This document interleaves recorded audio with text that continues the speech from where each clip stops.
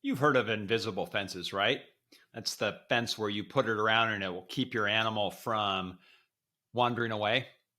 Today I'm going to ask, do we put invisible fences around us in life?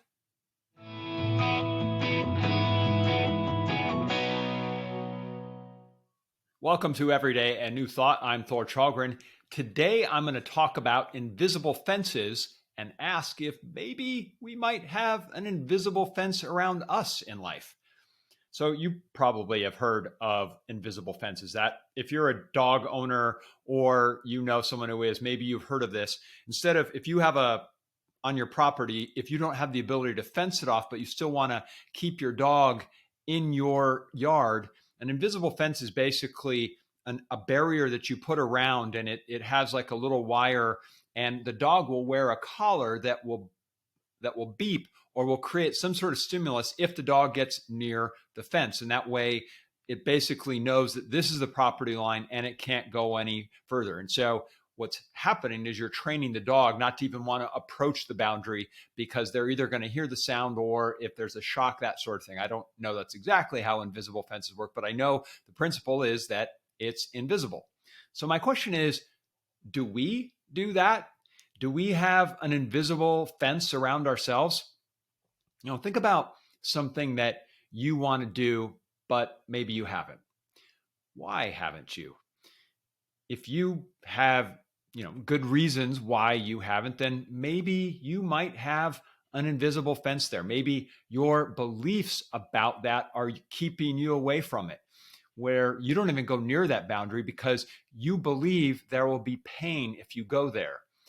Maybe there's something that you want to do and you think about it and you think, well, if I go near that, it's going to be pain. Either I'll try it and it won't work, or it won't go well, or I'll get criticized. So what you're doing is in your mind, you're creating all these beliefs of what will happen if you go near or you would try and do those things. So essentially, you're creating an invisible fence. And because you equate pain with approaching that fence, you're not even going to try it. You wouldn't want to go anywhere near that because honestly, who wants pain? So my suggestion for you is look at, say, one thing in your life that you want. And this would be something that maybe for a while you've thought about doing, but you haven't done it. And ask yourself, is there an invisible fence there? Are there maybe one or two beliefs that you have that you've created about what that thing means, what going for that thing means? And ask, did I create beliefs there? Did I build my own invisible fence to protect me?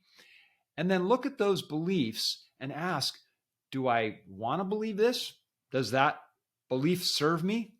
And if not, what's a better belief? So you can start to be aware of what this invisible fence is. In fact, what you're doing is you're making that fence visible.